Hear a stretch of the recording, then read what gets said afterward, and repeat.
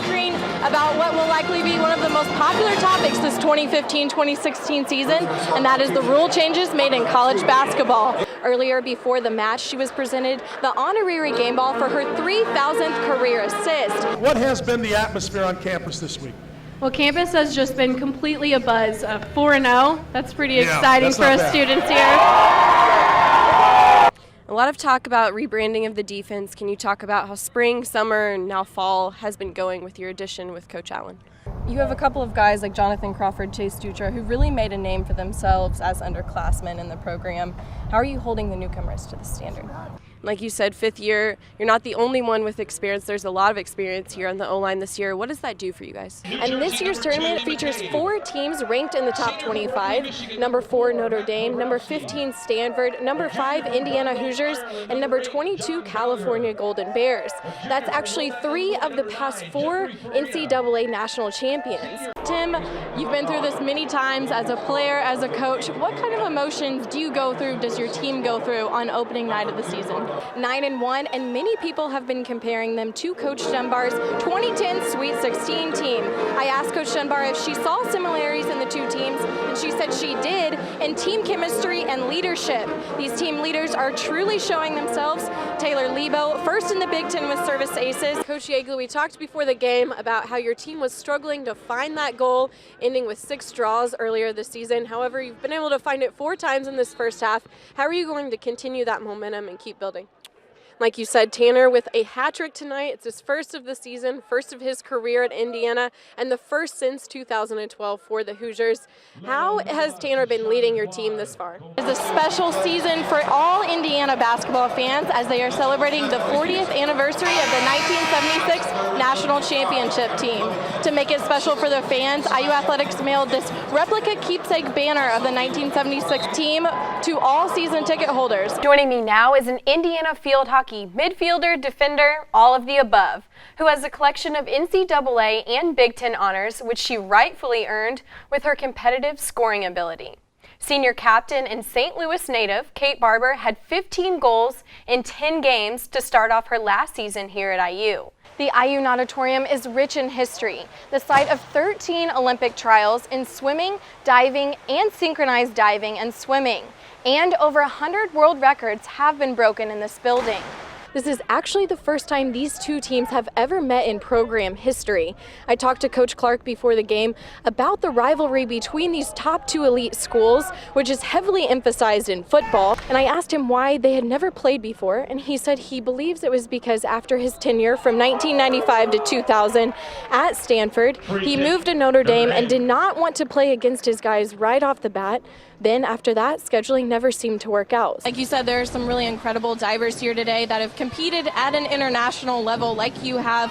What is it like to compete against them in a high-pressure situation like this? About 3 minutes left on the clock in this first overtime period, and we saw number 28 go down. I just got an update from the assistant coaches, and it was just a cramp, so Chris Adoy-Atsum may not be back in the game today, but he is all right. Looking back to last spring, the last time IU and UE played here at Bart Kaufman Field, IU's Craig Didolo hit the ball deep into left field, actually out of the park, until UE's Josh Jayawuk robbed Indiana of the home run.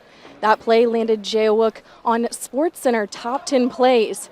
Like you said, that was your game plan, but how were the Hoosiers able to maintain so much possession throughout the game? Looking forward to this Sunday. It is senior night for you, and it's actually going to be the last time a Thompson plays on this field. So how is that going to feel for you and your family? I am with the Director of Athletic Performance for the Indiana men's basketball team, who is frequently seen on television. He's the face that all Hoosier fans love. He's always pumping up the team. Lionel, what did you think of that dunk contest, and especially jumping over Tom Crean? Yesterday I was able to talk to Coach Crean about managing minutes, which he said is a goal of his for this entire season. He said it is based on preventing injury on his team, but also mainly based on the freshman situation.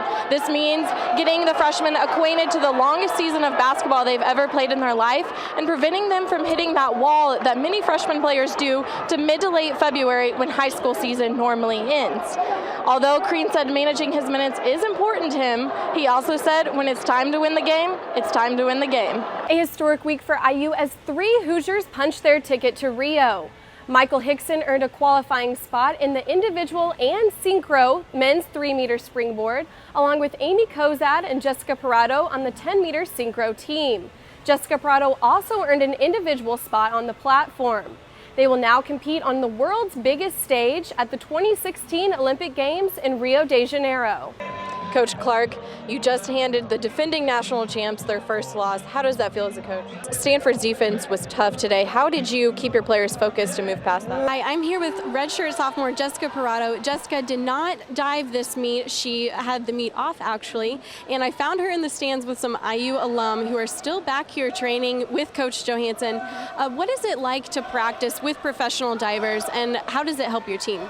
Well, before today's game, you were out shooting your opponents 44-19. You finally have put one on the board in the first half. How are you going to build off that momentum? And your defensive side only allowing 2 shots from the Fighting Irish. How do you think your backline is performing today? Indiana men's soccer remains unbeaten for the first time since 1997 with 5 wins and 4 draws. Nearly halfway through Big Ten play, the Hoosiers are ranked number 16 by Top Drawer Soccer in the nation. Last Friday, they posted their 4th straight shutout in a 0-0 draw against Rutgers. The football team took a tough loss over Northwestern this past weekend, 24-14. Indiana's second half effort couldn't overcome an early deficit from the Cats. Again, IU's defense kept the Hoosiers in the game by keeping the Wildcats scoreless in the last 30 minutes of the game. Niall Sykes tallied 2 sacks and 3 tackles, Marcelino Ball with 10 tackles and a pass breakup, and Tigre Scales added 10 tackles for his 5th straight game in double digits. Men's golf is bringing home some hardware after the Northern Intercollegiate Tournament, which wrapped up Monday afternoon. The Hoosiers entered Monday in 3rd place with a score of 598, just 1 shot behind Marquette. The women's soccer team adds a pair of wins to their season. Last Thursday, the Hoosiers took down Ohio State in a tight win, topping the Buckeyes 3-2 in Columbus. And on Sunday, the girls traveled to College Park, Maryland to take on the Terps in another Big Ten matchup.